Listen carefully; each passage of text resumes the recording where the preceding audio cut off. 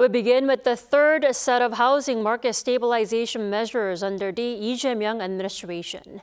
Wednesday's regulations are set to put all Seoul districts in speculative zones as of tomorrow, Thursday, along with stricter mortgage loans. Our Jun-han explains. After introducing loan restrictions in June and a housing supply plan in September, the South Korean government on Wednesday announced the third phase of its housing stabilization measures. Starting Thursday, all 25 Seoul districts and 12 regions in Gyeonggi-do Province where investment is actively concentrated will be considered zones subject to regulations. The plan has been introduced to prioritize residential stability by balancing both demand and supply.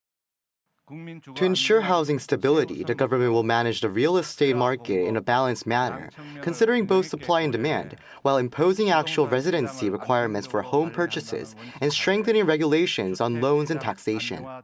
Those include new loan-to-value ratio rules for the 37 affected regions, which will be lowered from the current 70% to 40%, meaning homebuyers must provide at least 60% of the purchase price in cash. Also, a new mortgage limit will be implemented when borrowing money. The money a buyer could borrow can range anywhere between 200 million won to 600 million won. If someone wants to buy a house that is worth 1.5 billion won, the maximum amount of money they could leverage is 600 million won. However, the mortgage limit will be capped at 400 million Korean won for homes valued at over 1.5 billion and up to 2.5 billion. Lastly, the cap will be fixed at 200 million won for those above 2.5 billion. Under the new regulation, as the value of a purchased house increases, the maximum loan amount permitted decreases, effectively lowering the loan-to-value ratio.